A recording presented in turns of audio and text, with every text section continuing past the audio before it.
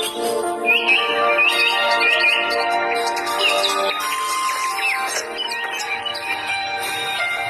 गांव में रतन नाम का एक गरीब व्यक्ति रहा करता था,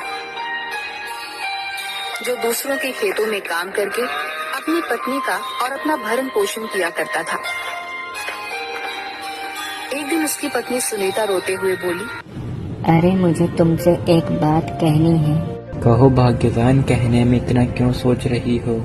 मुझे अपने गांव के पास वाले ढाबे में खाना खाने जाना है। पूरा गांव उस ढाबे के खाने की तारीफ करता है। मेरा भी मन हो रहा है। मगर भाग्यवान, तुम्हें उस ढाबे पर क्यों खाना खाना है? अपने पास इतने पैसे भी नहीं है और दिवाली भी नजदीक है।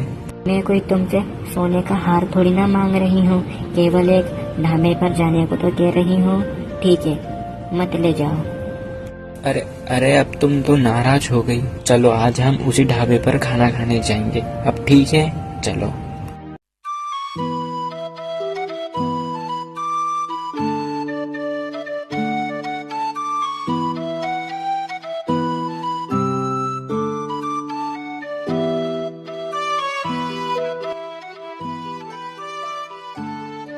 भैया, एक दाल मखनी और तंदूरी रोटी और थोड़े से चावल लगा दो।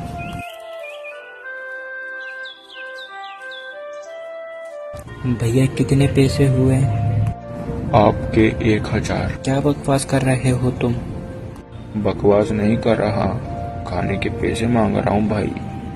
मैं तो समझ रहा था इस ढाबे का खाना बाकी के ढाबे जैसा मिलता होगा, पर यहाँ के तो भाव ही अलग है। ओ भाई, पेट भर के तो खाना खा लिया और पैसे देने की बारी आई तो हाथ खड़े कर रहे हो।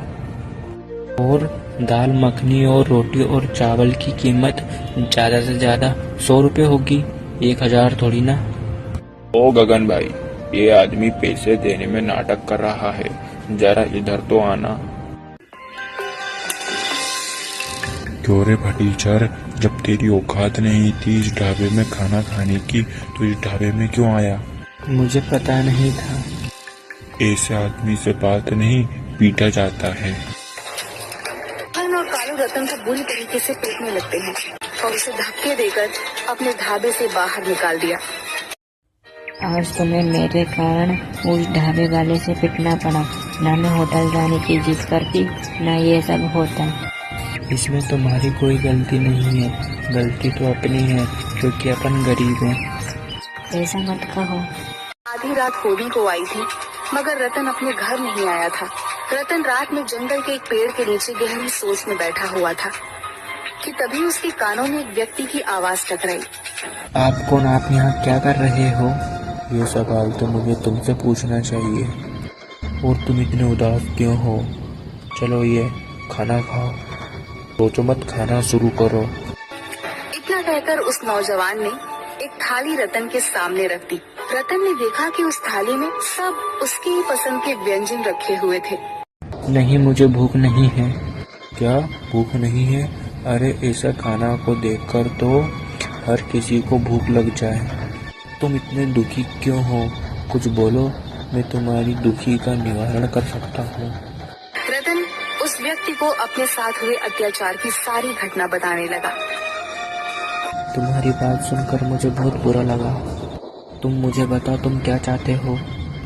मैं चाहता हूँ कि मैं एक ऐसा ढाबा खोलूँ जिसमें सभी गरीब 10 रुपए में पेट भर के खाना खा सके।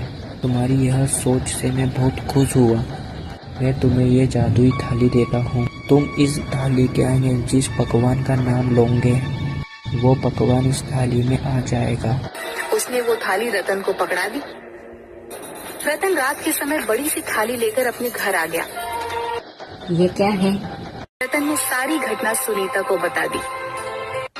अगले दिन रतन ने अपने घर को एक ढाबे में परिवर्तित कर दिया और जिस कमरे में वो लोग सोते थे उस कमरे में बड़ी सी थाली रख दी। रतन ने उस थाली के सामने खड़े होकर तरह तरह के व्यंजन के नाम लेने शुरू कर दिए। कुछ ही समय में पूरा थाली व्यंजनों से भर गया। वहाँ पर एक गरीब व्यक्ति दौड़ता हुआ आया। क्या खुशबू है बेटा, ये ढाबा कब खुला? आज ही शुरू किया है और आप पहले ग्राहक हो हमारे। अच्छा, बेटा आपके ढाबे पर क्या क्या पकवान है? जो आप कहो वो मिल जाएगा। अच्छा तो बेटा 4 सब्जी और दाल चावल और रोटी लगवा दो। रतन ने वह व्यंजन उस व्यक्ति के सामने रख दिया।